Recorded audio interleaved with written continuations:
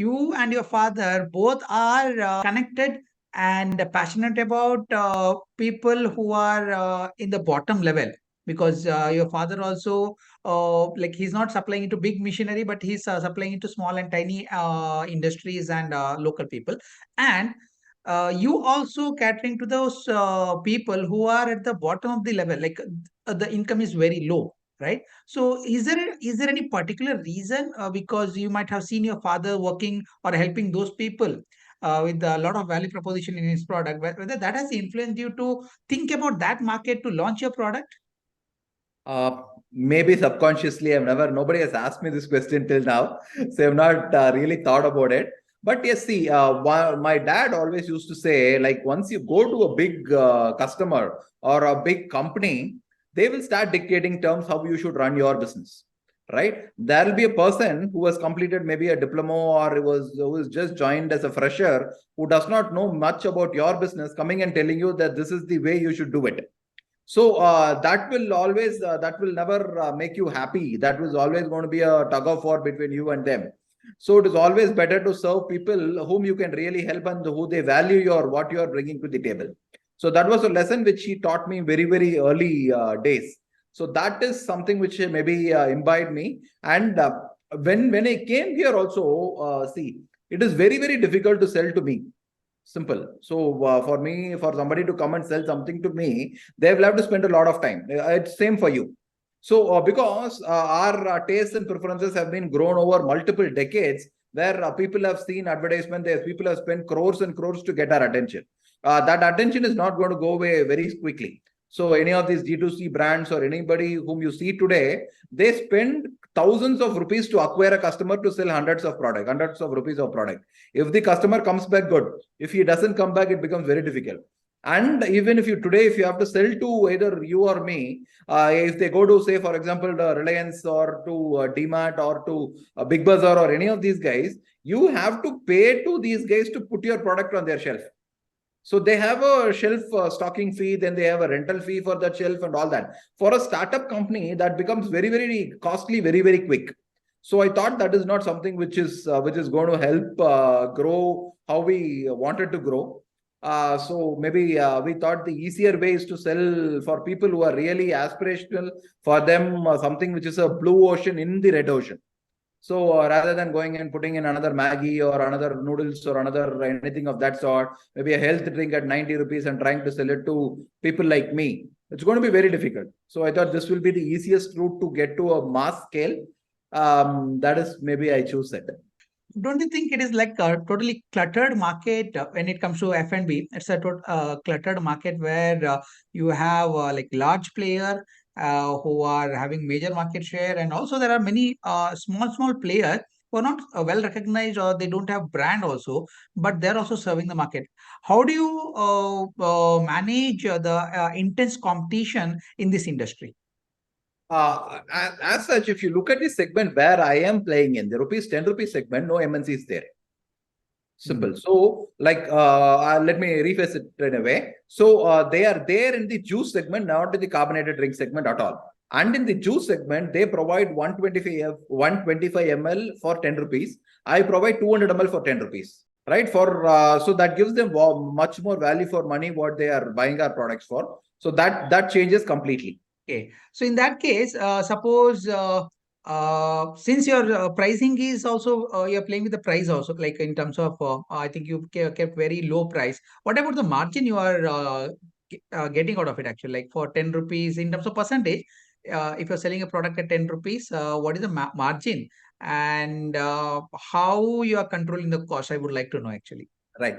So today we are at a gross margin of around 21-22%. That is the gross margins what we have. We have done a huge amount of value engineering to get the product to this stage. So right from reduction of sugar to the plastic PET bottles, what we have developed or rather designed to have it at a much lower grammage. To a faster turnaround, much faster turnaround than what the MNCs are able to achieve. So all this has helped us in a lot of way, and actually we are in the 100% of my production today is outsourced. In spite of that, I have a gross margin of 20%. So now, since we have crossed 100 crore GMV last year, 106 crores. So this year we are on target to double it again. So 220 crores GMV with about 120 crores revenue to the company. We have slowly started bringing production in-house. With the production coming in-house and all the other value engineering, what we are in process of doing, we think we can get the gross margins as much as like 35% in a couple of years. So that is something which we keep working day in and day out, and absolutely we count our paisas, not even rupees. So because let's see, last year we sold about 10 crore bottles, right? So last year we sold 10 crore bottles to get to 100 crore top line, right? So 10 crore bottles, if you save 1 paisa, that's about 10 lakhs. So that is my salary I take in a year. So, so that is with the scale comes even the minute paisa what you can reduce in a bottle grows massive. And this year we will be doing close to 20 crore bottles in this year. So that's a massive scale, almost 4 or 5 times the size of Tamil Nadu population. So yeah. This is really crazy numbers you're giving me. But I would like to know the competition and also the mindset of this distributor as well as the retail shop owners, right? Because retailers and the distributor generally take the major chunk of your profit, especially in food and beverage sector. But you said you are getting almost like 22 to 20, 21 to 22% gross margin as of now. So how much their stake is involved in this one actually? Right. So we actually give a much better margin to the retailer and distributor than the MNCs. So the retailer enjoys anywhere between 20 to 25% margin of our products. The distributors usually get between 10 to 12% thing. The super stockists, wherever we have, they have about 7 to 8, 9% of the top line. So the biggest advantage, one is this big margins what they have. And another big margin the trade enjoys with working with a company like us is the faster turnaround. Like, for example, if you look at his end game, for example, if he's investing 5 lakhs in our business, we again, all this product, whatever this 100 crores was sold on advance payments. We do not offer any credit to the distributor. So we get the money in advance and then send the stock out to all the distributors. So it's a negative working capital company. We get 35 to 40 days credit from our suppliers. So always 20 days plus float is always there of other people's money into our company. So we enjoy that benefit in a big way. So on top of that, once we are going out and selling it out, for example, if he's investing 5 lakhs in our business, right? In the peak season of summer, he would be able to rotate that 5 lakhs 4 to 5 times. And if he makes 2% margin at the end, after all his expenses, he makes 2% return on his margin, he makes close to 10% return in a month, which is like crazy big. We will, even in stock market, even the biggies don't make it. So they make 10% in a month. So 5 lakhs, he'll make 50,000 in a month just by rotating this 5 lakhs multiple times. So this would be very difficult to do it in a MNC kind of situation where they will have to hold a much bigger amount of stock. They will have to make deposit to the MNC company. Then there will be always a fast moving product, but at the same time, the MNC will also introduce some products which doesn't even sell. So his capital is stuck.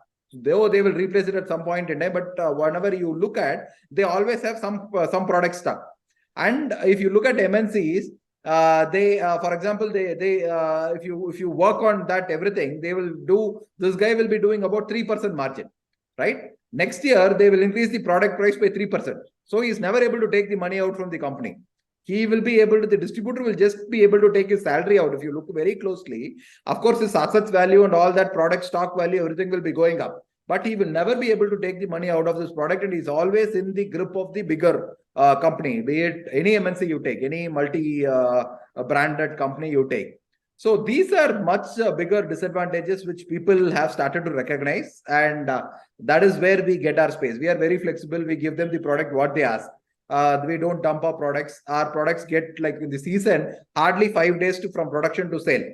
And in off season, it is we never go more than 20 days.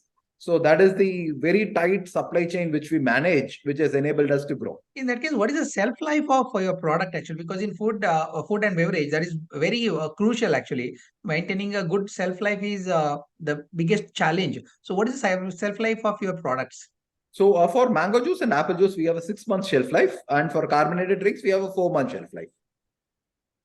So that means, do you use any particular, like any chemicals, because to preserve any fruit juice, right, for 6 months?